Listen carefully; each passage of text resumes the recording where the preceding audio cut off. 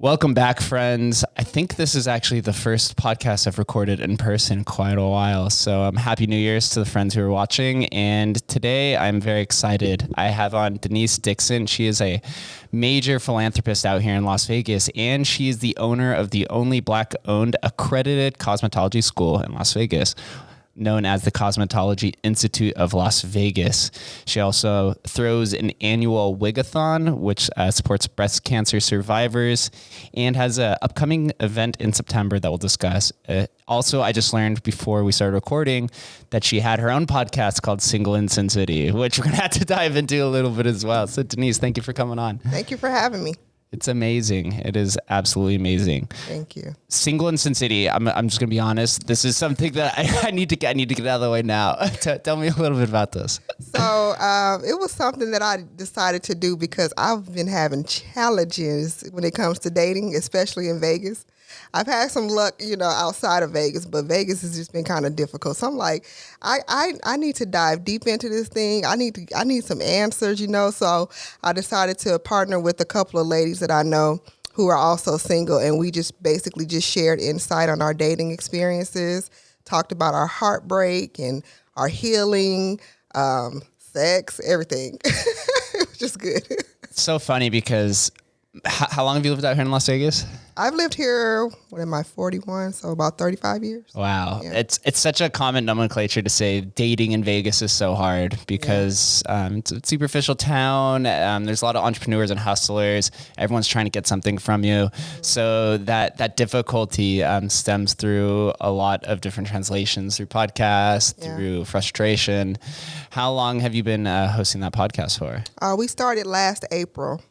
One of the ladies went out on maternity leave, and another lady has some other issues going on, so we kind of put it on pause, and we'll be relaunching that before the summer of this year. It's just a circular conversation? Yeah, it was pretty good. We had sex therapists on where we got in-depth conversation about, sex and being single and all that goes with that. Do you feel vulnerable at all, or a little embarrassed talking openly about sex and relationships? No, I think my whole life is an open book, so I can really talk about anything when it comes to myself as long as it's okay with whoever's listening. So I'm always transparent, just sharing all of my experiences from being dumped 3 times by a senior citizen, just all kinds of stuff. Please enlighten us a little bit more about this. So I decided to go outside of my comfort zone, dated an older guy who kind of got in my inbox, and I was like, I'll entertain it just to see. So he's 20 years my senior, and we dated for a few months, and he just like things that I wouldn't expect a 60-year-old to still be dealing with as a man. He was kind of like putting off on me. So he ended up like breaking up with me 3 times. And it was so funny because we broke up, and then out of nowhere he would call and he would like break up with me all over again. I'm like, I thought we already broke up. Then he would call. I'm like, why do you keep breaking up with me? It was just weird. So I tell that story all the time. People they just crack up about it because I'm like, how do you really get dumped like 3 times? What enlightened you about dating up? Because that's general, like dating up is common, but dating up into like the senior bracket, there has to be something that maybe caught your attention, or you just wanted to experience something new? Well, one, he didn't look his age, which was a plus. And just dealing with, I feel like I have relationship PTSD. And so I felt like that might have been a safer option for me. I felt like it could have been, just a more peaceful environment. I felt like he would have been a lot more mature. Some areas he was really mature, but other areas he still struggled just like men my age, that fear of commitment, things like that. And then, he let a lot of things go into play as well as far as his age. That started to become an issue. And the fact that I have small children, so. Isn't it funny that no matter how old we grow, commitment tends to be a fear, no matter what. You come to find out that everyone is just winging it no matter what we're doing in life, whether it's relationships, entrepreneurship, building, experiences. Yeah. We never really do figure it out. No. But for me, I shared this the other day a little bit, but I'm like, I've never been afraid of anything. I'm not afraid of I think the only thing I'm afraid to commit to is a diet. Everything else is like, I'll just do it.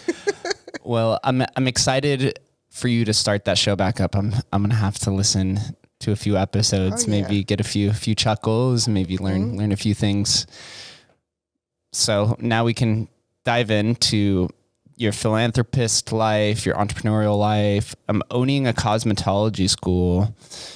This must have been quite a journey because I know getting your license takes a while. I believe on your website it says for your school, it's a 1,600-hour program. Yeah. And then you probably have to have many years of experience before you're able to open up a school, especially the only accredited Black-owned Cosmetology Institute in Las Vegas. That would typically be the situation, but for me, I kind of did it backwards. So I went to school for cosmetology back in 2008, but I wasn't able to finish. I was a single mom of 2 kids. I knew that owning a school was something that I wanted to accomplish. So I was going to go back to school to finish and then pursue opening up the school. But I actually just stumbled upon an opportunity, a space next to a beauty supply store that I was going to was available. And whoever previously owned it had it built out for a school. And I just called and was like, I want to do it. Didn't have my cosmetology license, but I was able to find and hire some cosmetology instructors. So that's how I was able to get open. Once we got open, I actually finished my cosmetology hours at my own school. So I kind of did it the untraditional way. Wow. Yeah. Right. Unconventional, but doing something through your own strategy tends to have a lot of success, right? Yeah. When you're creating your own journey, you want to go down the path that is typically dark and not lightened, because then you lighten it up. Yeah, absolutely. It's so important. Like, a lot of people will not push forward on a dream or a goal because they feel like certain steps have to be in place. But because I've always had like a fearless mindset when it came to entrepreneurship, that just really allowed me to not focus on the fact that I wasn't a licensed cosmetologist. I could have missed that opportunity had I felt like I needed to go to school first and get my license. Like, once the board told me what I needed to do, I just moved on that. So, did you ever feel a sense of imposter syndrome creating your own school without being completely certified? No.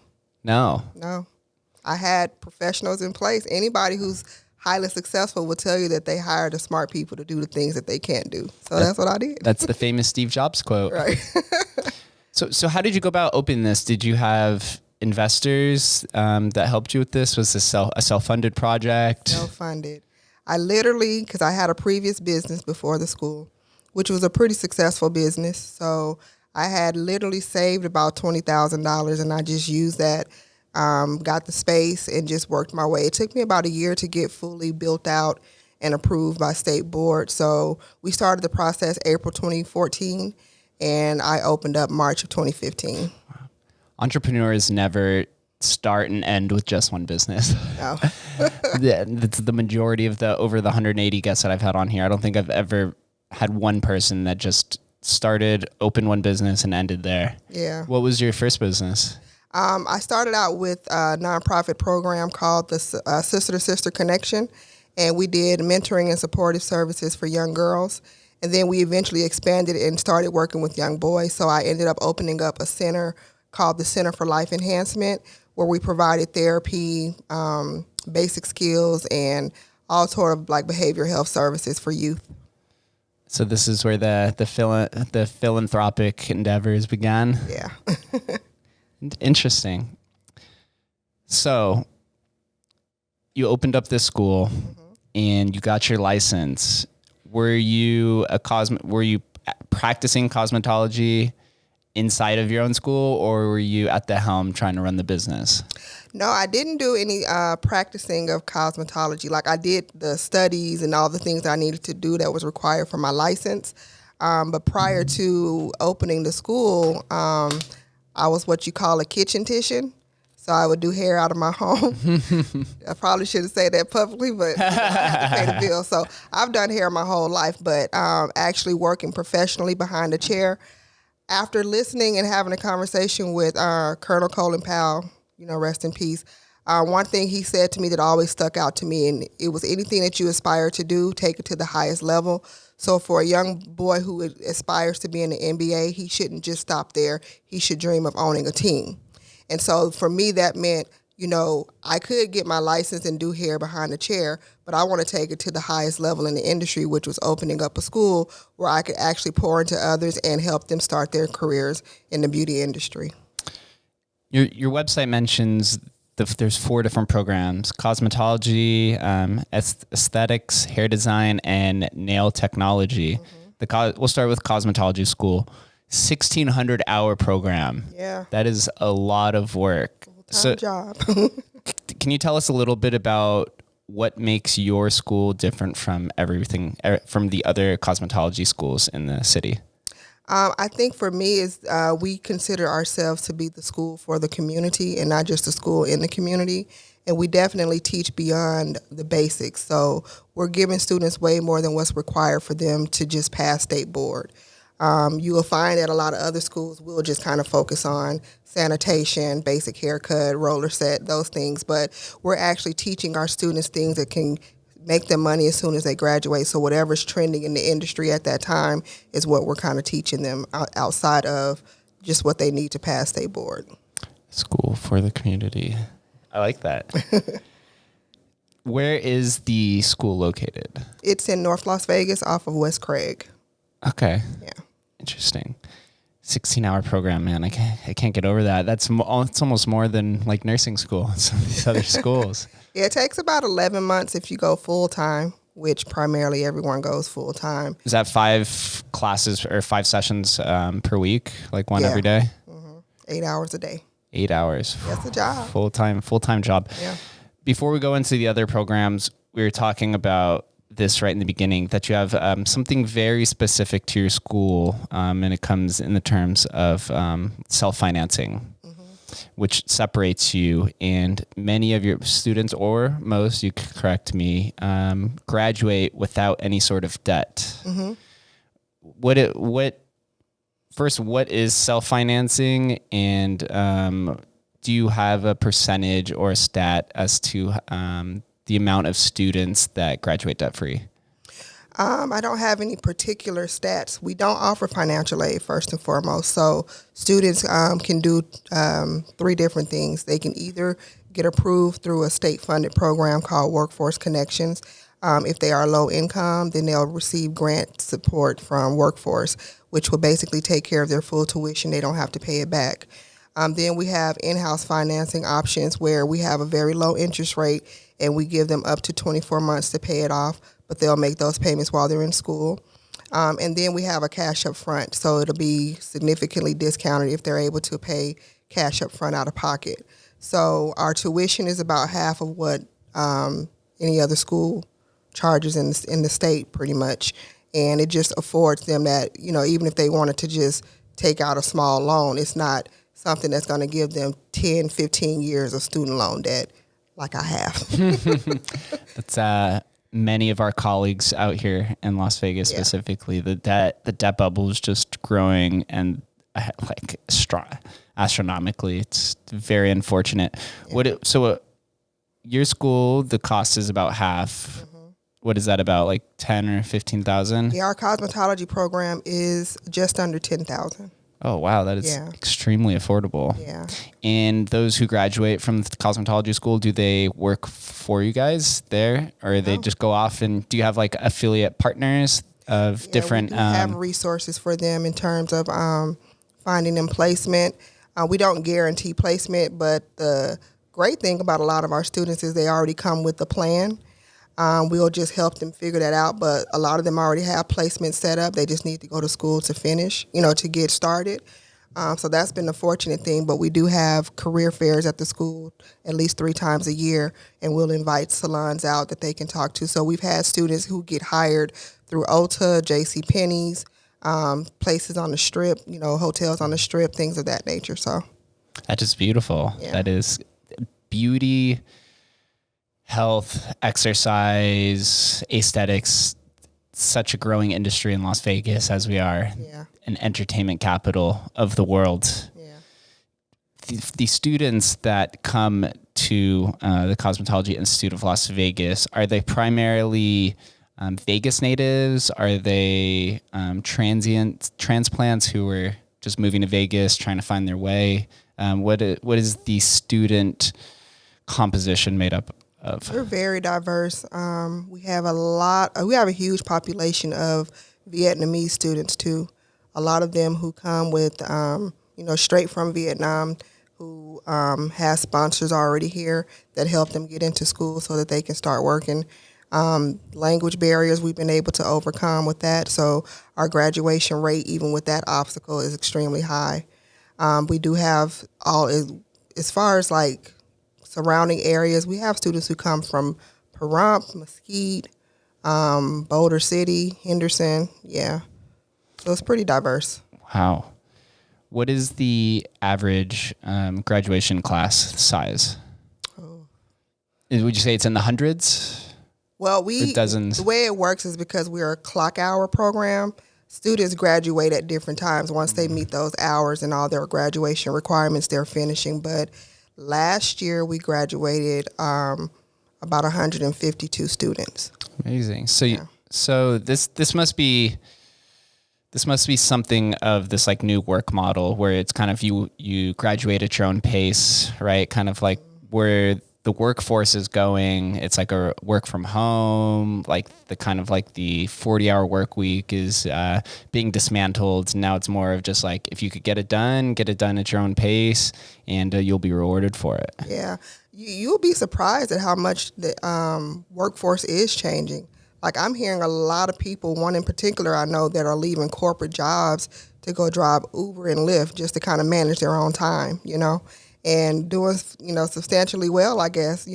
Whatever time they put into it is what they get out of it, but they get to manage their own time. So I think a lot of people are kind of moving in that direction as far as careers. I was just having this conversation with one of my friends that believe by the end of this decade, maybe in the 2030s, probably half of the workforce will all be self-employed. And that's either through the brand you build through social media, the transit nature of a job. If you're a social media content creator, you could take that and go with you. If you offer beauty services, you could go take that to any school to any city, or be a, kitchen titian. Why is that not allowed? I don't understand. It's the way you do it. So you can actually do it if you do it the right way. I wasn't doing it the right way. But as long as your home has a separate entrance from the main house, so to speak. So like if you have what they call now a gen suite, if you can like create a door there where it's a separate entrance from the main living area, then that's allowable. And you just have to basically be approved through the state board. So there's certain things you have to have as far as your shampoo bowls and things like that. So you can get it done. You just got to do work. Is that because of the sanitation that's associated with it? If you have a separate door, they don't want people walking through, right, leaving mud tracks or I guess dust out here in Las Vegas. It's a big part of sanitation and just, just general population, I guess, dealing with consumers. You want to keep that completely separate from your general living area. I also have some friends who are kitchen titians and did not know that wasn't allowed. So. People have had to do what they have to do during these times. Like, I can only imagine how many people had to resort back to that when we were on complete shutdown, or having to just pivot into something else to, to survive. Because I think our beauty industry suffered the most because so many people in the beauty industry are not necessarily set up like a business. So when all these supportive services came out, for the pandemic, a lot of them weren't able to get any of that. So they just had to figure it out. Who oversees the beauty industry out here in Las Vegas? Is there a commission? Like, if you wanted to be a kitchen titian, who would I go to get a license? That's the Nevada State Board of Cosmetology. Yeah, that's who oversees. I hope they're pretty friendly. Yeah, they're pretty friendly. Maybe understaffed, but they're friendly. As most committees and regulatory bodies generally are. You own the Cosmetology Institute of Las Vegas. You have 3 other programs, which we're about to talk about. Did you install these other programs, aesthetics, hair design, and nail technology, or were those implemented as the business grew or the school grew? Yeah, we primarily started with cosmetology, which basically touches on hair, skin, and nails. And then once we grew a little bit and just saw a demand of people who just wanted to do certain things, then we expanded and branched out into those a la carte programs. So our most popular program right now is actually nail technology. That's one of our quicker programs. It's only 600 hours. Aesthetics is also a popular program. It's only 600 hours as well. But nails is just really booming right now in terms of people wanting to go into that trade. Why do you think that is? I don't know why. I think people kind of, like, if you're a creative person, just the creativeness that you can do with nails. Press-on nails are becoming very popular now. A lot of students had to pivot into that during the pandemic to create press-on nails because people couldn't come to the salon to get their nails done. It's just a fun thing to do, I guess, but in my opinion, if I were to do it all over again, aesthetics would be my choice. It's a short program, but an esthetician can make as much as a doctor. Wow. And it's not nearly as much work as doing hair or, even having to deal with the chemicals and fumes from, doing nails. So I go to an esthetician and I get a Brazilian wax and what they call a vajacial, and that's $125 for 45 minutes. Wow. Yeah. And hair is a lot of maintenance as well. And some of my friends that are hairdressers, their clients are generally a little bit more high maintenance as well. Yeah. It's I used to work at a nightclub out here in Las Vegas, and some of those girls, man, they would spend close to $1,000 or more on some of their hair. Yeah, I can relate. Yeah. I can relate. Sometimes I'm so glad that I have short hair. Right. Although I used to have long hair growing up, and that was fun for a little while. But I give all the ladies props because it's a lot of maintenance. Huge commitment to keep up with, anyway. So esthetician, hair design, how is that different from cosmetology? So with hair design, you're only learning hair. So in cosmetology, you have hair, skin, and nails. So it's a 1,000-hour program, and you're learning just haircut, hair color, hair extensions, braids, all the hair stuff. So these underlying ones, and then nail technology, these are kind of just like, it's cosmetology just broken up into the individual sectors, essentially. Yep.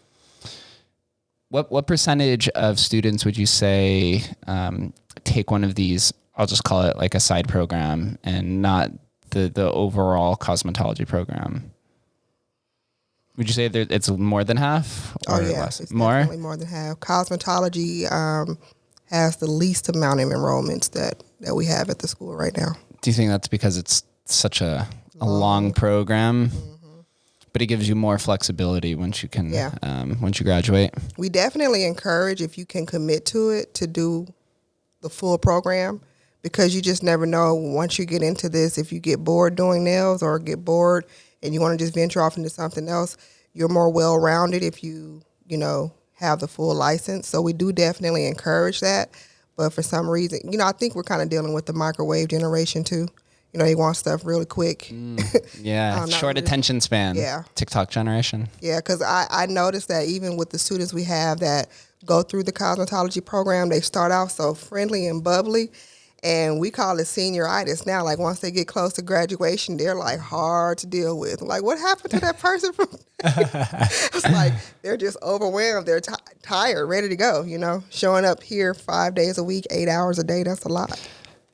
How often do you have to update your programs? Is this similar to, I could just compare it to the technology space, or I graduated from UNLV with kinesiology degree in health science. And by the time that I graduated, they said that if I wanted to go to graduate school, there was going to be many of those classes that I would have to retake because the information and the research has improved from the prior courses. Is this similar within the cosmetology school? No.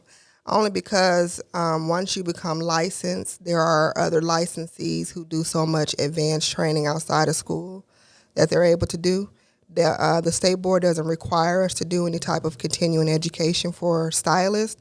Educators have to get continuing education, so we have to update, keep our licenses updated through that. But you will find like there are people who do the latest techniques on lash extensions or body contouring. Like those are classes that you can get outside of cosmetology school legally. So you don't really see that we have to.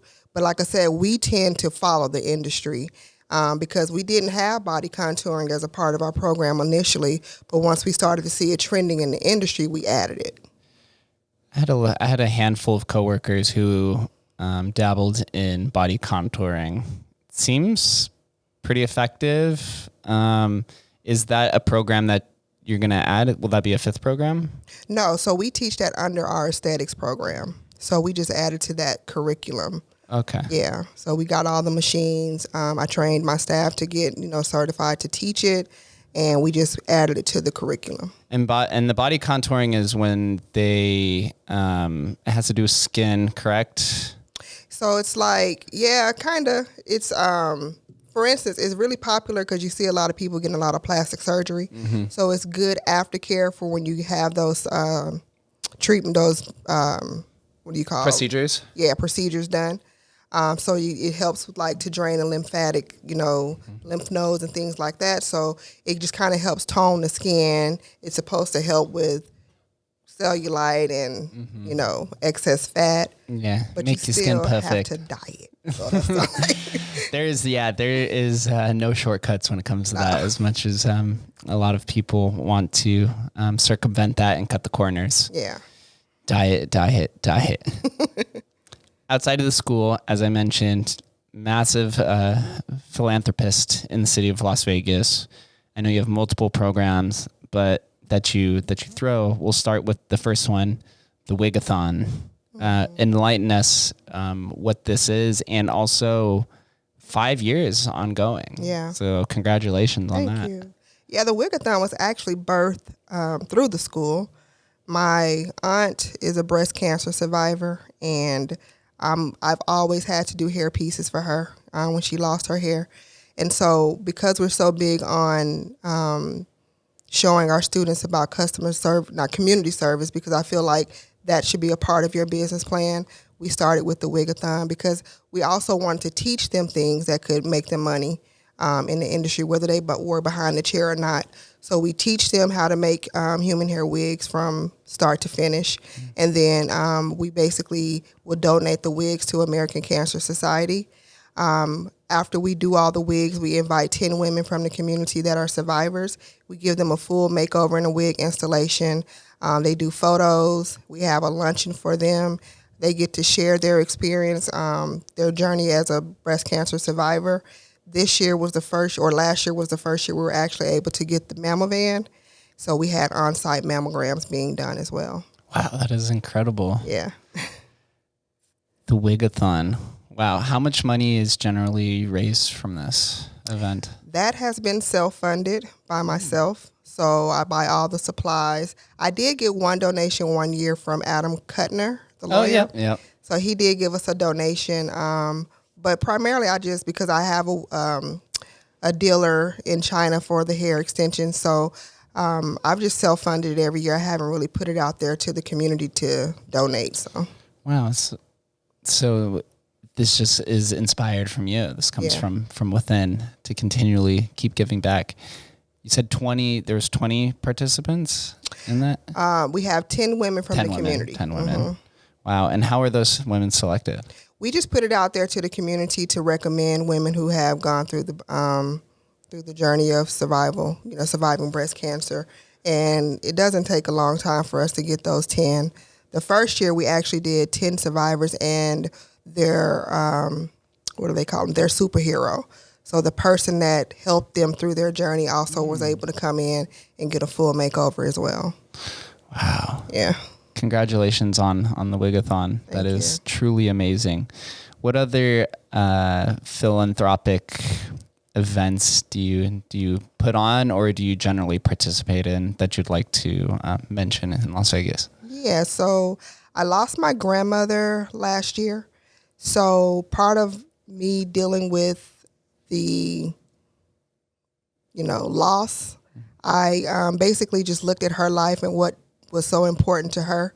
And she was also a philanthropist as well. She started a scholarship for high school graduates in honor of my late grandfather. And she raised money every single year in his name. And so when she passed away, I just quickly started the momentum to raise money in her honor. So I did a little over $6,000. She passed in May, and we gave our first scholarships out in July of that year. So it was about $6,000 that I gave to 8, that was split between 8 high school graduates. And so I do a Black and Bling sisterhood brunch every year. So this past year in November, I actually dedicated that brunch to her. And we raised about $9,200 that day for the scholarships for this upcoming year. And this event's just been held once?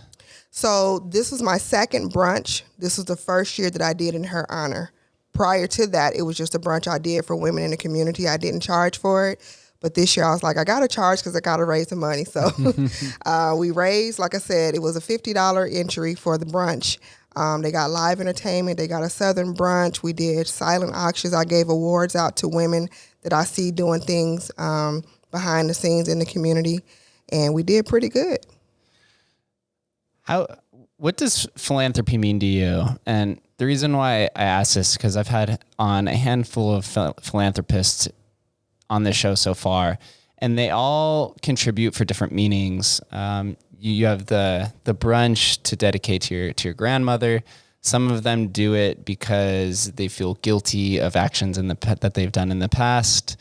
Some contribute because they want to see the community that they live in grow. What would you say is like your main, I wouldn't say your main reasoning, but like what gives you inspiration to keep participating in philanthropy? A lot of it has to do with my upbringing because I've watched philanthropy in my family for so many years. But everything that I've always aspired to do, I always knew was much bigger than me. And I'm a full believer that God blesses you to bless others. And so I use my blessings to help someone else less fortunate. At first, it kind of started out with that kind of survivor's remorse where you feel like, oh, I made it out of the hood, so I got to make sure everybody else is taken care of. But then I had to get a little smart about it as well and become more discerning. But I just always felt like that's what your blessings are for, is to help someone else in need. And philanthropy is tough as an operator because some of the nonprofit organizers that I've had on here, there's issue with first raising funds and then distributing it, and working alongside sometimes with the government can be very slow, and then the private side from it. Do you throw these events under one nonprofit, or are these just like single off events that you just like to contribute to? Yeah, no fundraising I don't do any of that. I just, whatever drops in my spirit to do, I just move on it. That's amazing. I just move on it. That's amazing. Do you dabble in anything else? Is there any organizations that you'd participate with in Las Vegas? Yeah, so I don't know if you're familiar with the Zeta Phi Beta sorority. Yes, actually, yeah. Yeah, so they actually have a auxiliary for non-degree women, professional women, because I don't have a college degree. So I was president for 3 years of that auxiliary. I just resigned, actually, just because I just got too busy. But that's something that's pretty dear to my heart because the Zeta Phi Beta sorority, they are like grassroots in terms of community service. And that's the one thing that stood out about their organization that I wanted to be a part of. Never got to do the whole pledge thing in college, but I do get to be a part of a great organization. So that's another thing that I work with. That's really awesome. What type of community events do you participate in through the Zeta Beta Phi? Zeta Phi Beta. Zeta Phi Beta. Mm-hmm. We do the March of Dimes. They do the domestic violence, autism. We do stuff around the community. Just like during the pandemic, we did 150 dinners. Lunches we prepare for metropolitan police department. So we just anything we can think of. We're doing a virtual women's summit again during Women's History Month. We just did the Martin Luther King parade this week. Yeah, Was this the one that was like right across the street from here where we're recording? Yeah. That was loud. That was amazing. There was loud. a ton of people there. I had no idea what was happening. I just saw that all the road was blocked off and I saw people walking. Mm-hmm. Did you have a specific team that was in the parade, or you were hanging out? I didn't go myself this year because I had some other stuff going on in Lake Las Vegas for the conference. But my auxiliary and the sorority were there. They had their youth auxiliaries as well that were out there. So they work with young girls and teenagers all the way up through high school. So they were out there with the group. They did their dances and stuff like that. So it was pretty cool. Yeah, I saw videos. It looked like it was popping. There's probably, when I walked by, at least 500 people there. Yeah. It was massive. Yeah. All right, let's dive into this conference that you have been working on. You mentioned it's in September, and there's a $10,000 grant that is associated with the conference. Mm-hmm. First, tell us, what is the name of the conference and what are the intentions of it? Or you say the goals. The AccelHERate Her Success Women's Business Conference. My grant is called AccelHERate Success Small Business Grant. And like I said, I do $10,000 a year, which is broken up into $2,500 per quarter. So I have 4 recipients a year. So I wanted to do this conference because when I think about my journey as an entrepreneur and the lack of resources that I had, I felt like me as a woman, an African-American woman, my pursuit was much different. There was a lot of resources as far as access to capital, which is why a lot of the stuff that I just do out of pocket because I don't have a lot of resources that are, accessible to me. So I just wanted to give women like myself everything that I've had to learn along the way. So, a lot of people look at entrepreneurship. If they come into my life now, they see the glitz and the glam, but they don't see 7 years ago when I was getting started, the sleepless nights and, where I had more month than I had money and, the suicide attempt because I was struggling, to keep my own livelihood and to make sure that my staff stayed employed. They don't see all of that. And so I just really wanted to give them the real raw information as it relates to entrepreneurship and also tools that can help them scale and maximize their business profits. As a female African-American entrepreneur, what would you say was the largest obstacle that along your entrepreneurial journey that took some time for you to figure out and overcome? I would definitely say access to capital. So I can bank with a bank putting hundreds of thousands of dollars in the bank every year. But if I ever got to the point where I needed a loan to expand or buy equipment, I wasn't bankable in that area. I never could figure that piece out, and I still can't because even with, multi-million-dollar business, good credit, and a long-standing banking relationship, I recently went into the bank and tried to get a loan just to get my credit score up some more to buy a house. And I was trying to get a secured loan with my own money and was denied. So wow. I'm still trying to figure that piece out. Interesting. Why do you think that is? Still have no idea? Mm-mm. And those are the things that I'm constantly learning so that I could share. Mm-hmm. So I did have a conversation and she kind of gave me a little bit of insight, but not much, just kind of like telling me what underwriters look for and things of that nature. But it still, to me, just didn't make any sense because you would think that my relationship with you, my financials, and my credit would be enough, but it wasn't. This is why I'm very resistant to the banking system, and I've moved into crypto because it's completely faceless. As long as you have the will, the grit, and some of the capital to put up, then you will get the loan in advance, no matter who you are that's on the other side. Wow. It's those interpersonal relationships in entrepreneurship. can excel you much faster than anticipated, but can also slow you down to a snail speed or even slower that will almost break you at times. Yeah. We all go through these along the journey. That's why most entrepreneurs have multiple businesses, because there's always something in the way, whether it's social pressures or like stifled relationships, and inability to access a large amount of capital for the loans, education. There's so many different things that are presented along the way from an entrepreneur. But the one thing that you need to be able to possess to have success is grit. Yeah. The unwillingness to give up. Yep. And to just understand that success is on the way. Thomas Edison had to go over 1,000 different iterations of the light bulb. We know Steve Jobs, the famous entrepreneur, was kicked out of Apple. Everyone has those pitfalls, but it's not about how far you fall, it's how high you bounce afterwards. It's something that I like to say. Yeah. That bounce back muscle has to be strong. It's strong. It's strong as well. So we'll go back to this conference. Where is the conference being held? Lake Las Vegas at the West End. Mm-hmm. And is it a one-day conference or like 3 a weekend? days. A weekend conference. Weekend. What types of things will we see at the conference? Is there workshops, vendors, speeches? All that. So we have keynote speakers. We have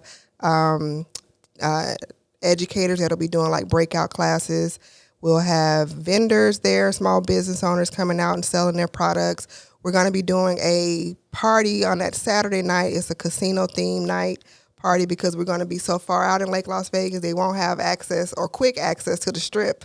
So we're actually bringing the casino to them at the West End. So we'll have like live entertainment. We'll have casino games with live dealers. It'll be a Great Gatsby themed, so people will be coming out in their roaring 20s. I like to button up a little bit sometimes. Because I think this year is 100 years for the Great Gatsby, from what I was reading. So we'll be coming out in our roaring 20s attire. We're going to be doing, our VIPs will have the experience of doing a private yacht cruise on Lake Mead. And we have some great keynote speakers.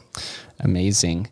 What is it like being an event organizer? I know I've thrown a handful of events in my life. It is no easy feat, as much as we'd like to say that, you just publicize a conference like this and call a few people up. It's not as easy as that. What's the experience been so far? I love it. I feel like this is what I was like supposed to do in my life. If I could do this all day long, I would. Like today, I had to really like pull myself away from the planning to focus on some other things. But I can plan events in my sleep. Like, I really love it. Oh, that's amazing. I'm looking forward to that. Is this event open to any type of entrepreneur, or is it limited to just entrepreneurs or people in the beauty industry? No. So it's only, it's being advertised to female entrepreneurs, but from any industry. Awesome. Yeah. I've always said that female entrepreneurs are very underlooked in Las Vegas, even though there is a ton of female entrepreneurs out here. Mm-hmm. It's something that needs to get more nods. That's why I try to have a heavy focus of female entrepreneurs on my show, because in Vegas, females run the Strip as much as some men like to disagree. An example I use a lot is if all the females disappeared on the Strip compared to all the males that disappeared on the Strip, if all the men disappeared, probably operate just fine. If all the females disappeared, then nobody would go. Nobody would be spending money. But the cool thing about Vegas is it gives females opportunity to access a large amount of capital and then take that money and go build something outside of the Strip if they choose to do. Mm-hmm. And from my experience of working on the Strip for 10 years, there's actually a decent percentage of females who do save that money up, whether they're working in the nightclub industry or a cocktail or pool or a strip club or anything along that spectrum. Mm-hmm. They have the intention in mind to go build something of their own. Yeah, that's the way to go. Way to go. Yeah, that's the cool part of Vegas, but also you could get stuck in the temptative nature of it and just siphon the money or push the money all back out into the ecosystem of Las Vegas, going out and gambling and partying. Oh yeah, that's never been my thing. So never been my thing. You're never a clubber. No. Not really. I've never been a fan of large crowds anyway. I did right before the pandemic. I had my 40th birthday party at Chrome nightclub at the Santa Fe. And like, I was real brand new. I didn't know. So as somebody who wasn't born here but moved here at a young age, what about Vegas has kept you here? Obviously, you have your business. Is there anything from the larger community or kind of the ethos or something that exists in Las Vegas that keeps you here outside of your business? Definitely being a 24-hour city helps because I travel a lot and I get homesick because I don't have access to things that I would have access to. You know, when you go to, like when I go home, I have to make sure I get whatever I need by 10 o'clock or I'm just like messed up until the next day. Vegas is just really diverse too. You know, I do like the diversity of it. You know, like I'm from the South and you can kind of tell like it's the South. It's still kind of old and not up to date and, you know, things like that. Or even when I traveled outside of the U.S., it's just different. You know, I don't really think I could live anywhere else. Me neither, but I'm also biased because I'm from here. The city's just growing at an astronomical rate. And we have emerging industries outside of the Strip that are popping up. The beauty industry is exploding out here. I've had a ton of different beauty experts from all different services of it on the show. We have an emerging tech scene. We have an emerging crypto scene. The adult entertainment industry is out here. The film industry. Yeah. Eventually, I don't know if Vegas can be more convenient, but it seems like it's about to be even more. Yeah. Have everything that we need. Yeah, pretty much. I mean, even when I was buying my home, you know, I had people kept telling me like, you paying too much for the house. You know, if you got a house in Texas, it would be X. But I'm like, even though this house, the same house that I'm buying 2 years ago was $300,000 cheaper, I still felt like it was just some where I wanted to be. You know, I didn't even think about the fact that I could buy 2 houses for what I'm paying for one. You know, it's just something about Vegas. I think the closest thing to this environment is probably Phoenix. That's the only place I visited that kind of reminds me of home, and I'm okay there. But anywhere else I've gone, I'm like, nah, I got to get back home. So are there any future plans for Denise Dixon outside of the conference? Any larger aspirations that you'd like to accomplish in this decade? Oh, yeah. I'm actually working on my own product line. Hopefully that'll be launched by March. It's called Dixon Hair Therapy because I suffer from alopecia myself. What is that? Alopecia is a hair loss. Okay. So it's an underlying condition of hair loss. So when I was in cosmetology school, I didn't realize I was allergic to hair color. And so I had an allergic reaction. My hair started to fall out and I had to go through the restoration process to regrow my hair. And that's one thing I've always wanted to do, especially once I opened up the school. I just started just researching that. It's been quite a few years that I've been putting into it, and it's finally about to be birthed, so I'm excited about that. It's a natural product line that'll help to restore hair loss. And I'm opening up a trichology clinic, which is the hair loss specialist, because I'm a certified trichologist. So that'll be opening up as well, where I'll be able to offer those services. Will that be opening inside the institute or a whole different location? Yeah, completely separate. Congratulations. Thank you. Same area, northern Las Vegas? It'll be more southwest. There you go. Yeah. That's where all the millennials are. That's where we're all hanging out. Actually, one of my friends who's a commercial real estate developer told me that the southwest area of Las Vegas is one of the most millennial dense areas in the entire country. Wow. Moving out there. So you're opening up in a good place. A lot of people with or a young generation with now the primary amount of purchasing power in the country to go put it towards experiences. Wow. And services rather than products itself. What's the journey been like creating a hair product? It's a lot of research. I'm not a chemist at all. Do you have to license a chemist to get that done? How does that work? I did have to retain one. I found a guy in Nigeria, actually. who helped me create the formulas. So I basically just did the research on what I wanted the product to do. DHT is something that we develop in our system that causes hair loss. So there was natural ingredients that I wanted to add to my product to block the DHT in our system. Like minoxidil is one of the only proven ingredients on the market to regrow hair, but it's a harsh chemical. So if it's not used properly, it could cause, other issues. So me creating a natural line was just taking it a step further. Instead of me giving you a harsh chemical, anybody can use that product, on their hair, men and women, children. How long did it take to have the chemist develop this formula? About 8 months. And I think it had a lot to do with the pandemic, though, and he was all the way in Nigeria. So sourcing ingredients and things like that and having to send me samples back and forth was a lot. I always find it interesting how products are made that have like a chemical composition, because somebody like myself, I am not chemically literate in any sense.